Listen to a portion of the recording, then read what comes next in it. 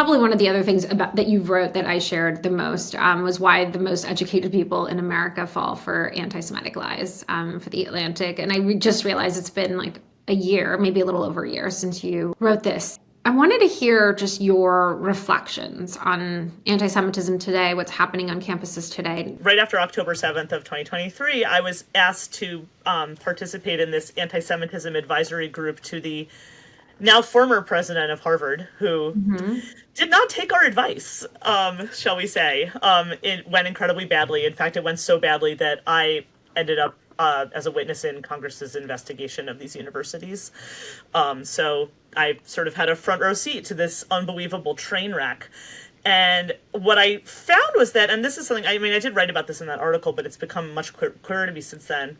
A few things, like, one is that I felt like there was this whole media narrative around what was going on campuses where it was put out as this argument about free speech and protests, and, you know, that was what criticism of Israel. And I will tell you that when I was on this committee, the minute my name became public that I was part of this committee, I was inundated with Jewish students asking for help. I will tell you that not a single student was like, oh, I don't like what they're saying at some protest, right? Like, that was never what they were telling me was the problem. What they were telling me was the problem was, I don't like having my dorm room vandalized.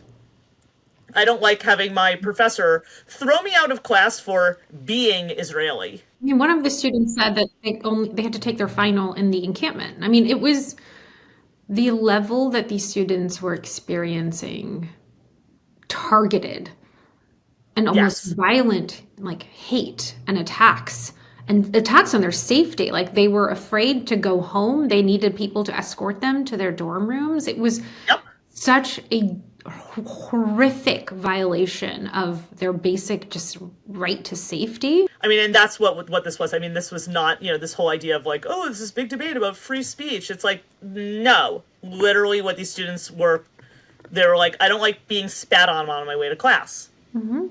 Right? I mean, I don't like that I can't leave my dorm room without literally someone following me personally with a megaphone through campus. How about at UCLA when they were being asked to identify their religion in order to walk through into their classrooms? Yes, absolutely. So, I mean, this is like, and in some cases this is actually violent attacks. This is, a student who, came back to her dorm room, a first floor dorm room, and facing in on her windows of her dorm room are signs that say, fuck the Jews. Not even Zionists, right? I mean, just, right. I mean, it's just crazy. So, so that the idea that we have to like pretend that this is a conversation about Israel, it was like, it almost didn't even matter what was happening in the Middle East. I mean, that was one of my favorite hilarious moments in this was there was some big class walkout, and this was in November of 2023, where they're like, walk out for a ceasefire, walk out of all your classes, and they came in and just disrupted all the classes with megaphones and everything, walk out for a ceasefire in Gaza. This walkout happened during a ceasefire in Gaza. It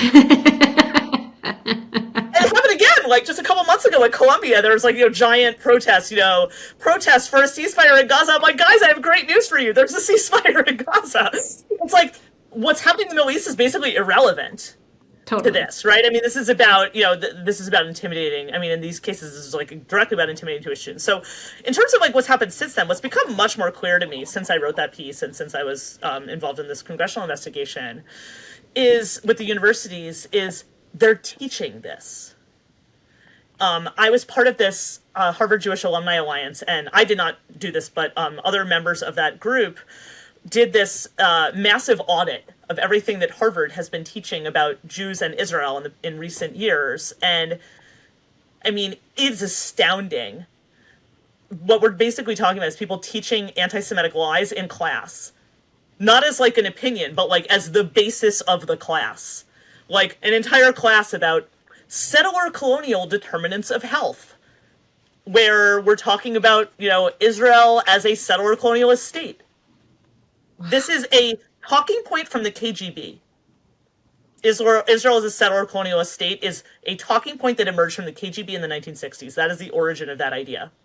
a lot of those ideas actually come from the KGB. Zionism is racism, that's a KGB line. Zionism is genocide, is a KGB line. Zionism is apartheid, that's a KGB line. This is all, I mean, a lot of this is like, material that goes back to the Soviet Union is no basis in reality. Anti-Semitic lies are being taught in class. And so, I mean, in that point, it's like, to me, it's like, I don't think you can legislate this away because they're teaching this, right? I mean, it wouldn't even matter. Like, to me, it's like, whatever's happening with these protests is like kind of beside the point. When this is what you're paying for as your education. I mean, and so like all these things about what's viewpoint diversity. It's like, well, imagine if like you had a history department that's filled with Holocaust deniers. The way to fix that is not, let's also hire someone who thinks the Holocaust did happen. There's a bigger, deeper problem here, which is I've now come to understand is like sort of the foundational aspect of anti-Semitism since ancient times is I think it's less about it being a prejudice than it's a lie. And all the sort of aspects all the different manifestations of anti-Semitism that we see, whether it's conspiracy theories, Holocaust denial of the atrocities that happened on October 7th, or even, denial of the fact that Jewish civilization is native to the land of Israel. Like, all of those lies are part of this foundational big lie, which is that Jews are the obstacle to whatever you value most, and therefore they are collectively evil and should not exist as a collective. Like, this community, in whatever form it takes, has to be eradicated. Why was the KGB making those lies? This is a shift that happens, actually predates the KGB. This is the beginning of after the Bolshevik Revolution, when they overthrow the Tsar, this communist revolution in Russia in 1917. Already by 1918, the Bolsheviks want they want to have the 2 million Jews of the former Russian Empire on their side. They're waging civil war to take control of what's going to become the Soviet Union. Even at that time, they create what are called the Yevsektia, Jewish sections of the Communist Party, to spread Marxist propaganda among Jews. In 1918, their slogan is, "We are not anti-Semitic, we are only anti-Zionist." That is in 1918. It's 30 years before the creation of the State of Israel, so it's probably not about Netanyahu, right? And so that is like this foundational idea, and for them it comes from this idea of this, what becomes this imperial idea that, like, communism has to encompass the whole world. We have to outlaw all kinds of nationalism because workers of the world have to unite, and we have to erase all differences between people. That's like sort of this ideological idea that they have.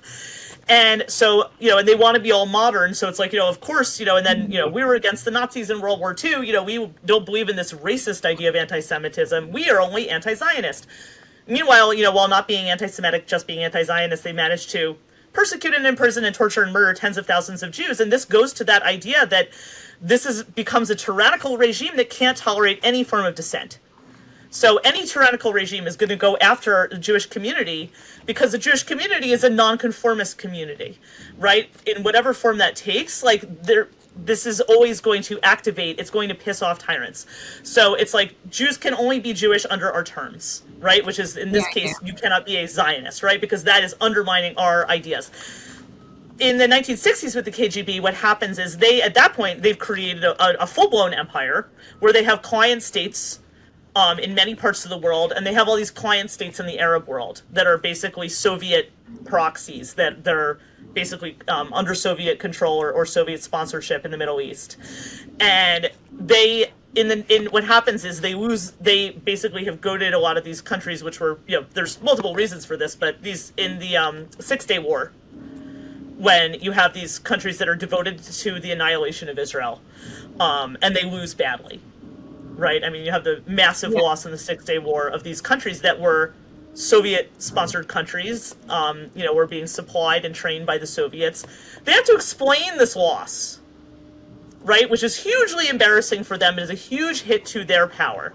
Wow. And so they start this massive propaganda campaign about, the evils of Zionism. And it's all the same stuff that you see even from the Nazi period. I mean, all the same, the Zionists have this diabolical, unbelievable power. They have to be squelched in any way possible. They have this world domination and control. They're controlling the American media, all that kind of stuff. except they're calling it Zionists instead of Jews, but it's the same. And for them, it serves this purpose of, delegitimizing the state of Israel and making it appear that this is like, that their orbit, there's these Arab countries that they've sponsored have been, beaten by this, horrifying, Zionist evil empire. It's a way of being like, it's kind of a way of being like, look over there, like, whereas meanwhile the Soviet Union is actually running this tyrannical empire that's, oppressing people around the world.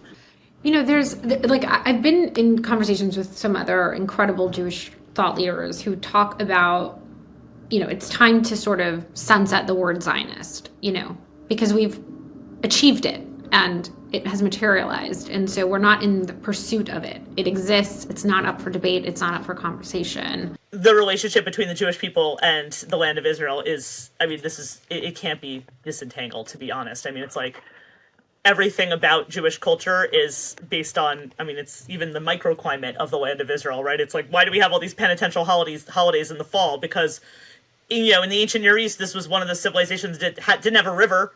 All their water comes from the sky. It only rains in the autumn. That's why we have like Rosh Hashanah and Yom Kippur and these holidays in the fall. It's like this big rain dance. Like, we're still celebrating that in North America, but it's tied to this, like, it's like any indigenous culture around the world, right? It's like extremely tied to this place. Even the word we have for holiday, Chag, it's the same as it's the cognate for the Arabic word Hajj, right? Because these were pilgrimage holidays when people made the pilgrimage to the temple in Jerusalem in ancient times. That's literally what we call our holidays, pilgrimage to Jerusalem. So, that can't be disentangled. But the modern political movement that we call Zionism, it emerges at the same time as all the other national movements around the world, right? The late 19th, early 20th century, because this is when empires are crumbling, right? This is the beginning of the end of the Ottoman Empire, of, what later becomes, the end of the British Empire, the French Empire, Japanese Empire, the Russian Empire, right? This is the moment when you have this, fall of empires, rise of nation states. Zionism is like a very typical 20th century national movement, like all of the other 20th century national movements, and they all kind of unfold the same way in that these empires are partitioned into nation states. There are these massive population upheavals that are, happen with the partitions of those nation states, right? You see that with the creation of the state of Israel. You have this war for independence. There are 5 Arab armies that invade. During that war for independence, 70% of the Arabs who lived in what became the Jewish state are displaced from their homes. And in the very same time period, when you have the emergence of 22 Arab states, virtually all Jews from those emerging Arab states are expelled from their homes. So it's like, and that is a terrible and tragic story. And it's exactly the same thing that happens in the partition of India. Right? And it's exactly the same thing that happens in Greece and Turkey a generation earlier. It's the same thing that happens in Germany and Poland. It's the same thing that happens in, Czechoslovakia and Hungary. It's the same thing that happens in, like, a lot of sub-Saharan Africa. Like, this is a story of the 20th century. What's unusual about Zionism is its success. Right? That this is like, these are all anti-colonial movements, and this one was successful. Not all of them were successful, and it's also successful in creating, a democratic modern country, and a lot of these other anti-colonial movements resulted in autocracies. So it's unusual in its success. So in terms of retiring the word, yes, Zionism is kind of a moot point. It achieved its goal. So we don't really need this word anymore. But I don't feel like we need to, when you say we need to retire the word, yes, because what you see is there's all these other countries, there's like probably at least 100 countries in the world that were formed in almost exactly the same way that the state of Israel was formed. There's no anti-Jordan movement. No one sits here and thinks about whether Pakistan should exist, right? Like, yes, there's no. Pakistan, great example, right? Literally Very similar way. Frame, 1 million people died in the land transfer. I've never heard of anyone who sits at their house and wonders whether Pakistan should exist. It's not exactly an actual. It is irrelevant. Why are we talking about this? It exists. It's on the map. Move on with your life.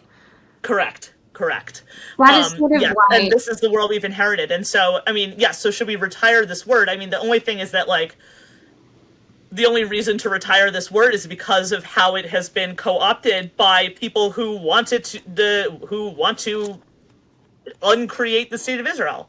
Okay, I want to ask you just some quick questions, and then I will let you go because I know it's been so long, but I always love talking to you. And this is mostly because I'm going to use this. I'll post this several times, but I'm also going to use this. So I think I mentioned that I've been working with a bunch of these students over the last year, helping them build our Campus United.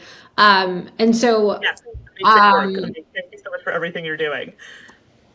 so short, quick, but do you have a message for Jewish students on campuses? Yes. I speak frequently on college campuses, and it often happens that someone will, ask me hostile questions during my event or, sort of try to heckle me or something. And I answer their questions, and they never heckle me back after that. They just say to me, wow, I never thought of it that way before. And to me, this is amazing because what it shows is there's so much more ignorance than malice, and that is a huge opportunity. And, what I always tell people is, I'm interested in hearing people's ideas for building a future together. And what that means, though, is that for Jewish students, is that they need to approach this moment with courage. I'm going to give one example. I was speaking at one college campus where a Jewish student told me that she was in a class where the professor was, someone in the class was making anti-Semitic comments in class, and the professor's not pushing back at all. And she said, I wish I had said something. She says, at the time I didn't say anything because, because she was afraid, right? Like, I know that if I speak out, I'm going to be doxxed, I'm going to be pilloried online, and all that stuff is true. There's 100% going to be a cost to speaking out.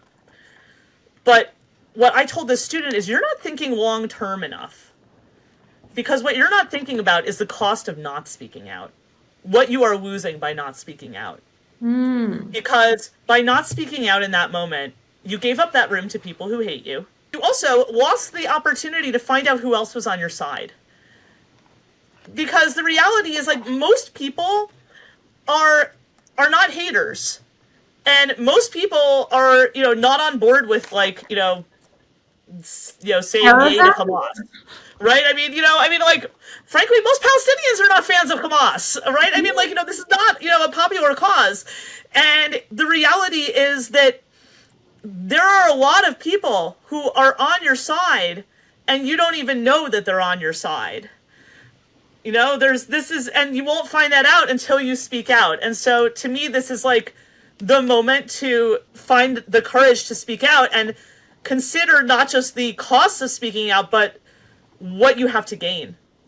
And what you have to gain is your own integrity, but also, like, honestly, like, there's a lot of the movement against the Jewish people that's, quite frankly, a house of cards.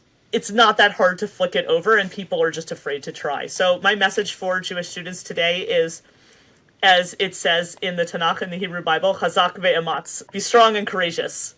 And, to me, that is the hardest thing for young people to learn. And if you make this decision to be courageous, the rewards that you will find later in your life are uncountable and immeasurable. I love that so much. I wrote down, you wrote, one revolutionary idea in Jewish tradition is hope, but the future that we choose here in America is up to us. You are the leader that you want to see. Thank you. Like, if you're looking around and there's no one who's leading the way that you want, that you think there should be, like, that means that it's you. Thank you for doing this. I really appreciate this. This was me being like, can you help me promote my book? So this was Oh my like, God, stop it. I would do anything that you say. Oh my God. Well, likewise. So thank you. Thank you so much. It's wonderful to be with you. And thank you for everything you're doing. You too. Bye. All right. Thanks. Bye-bye.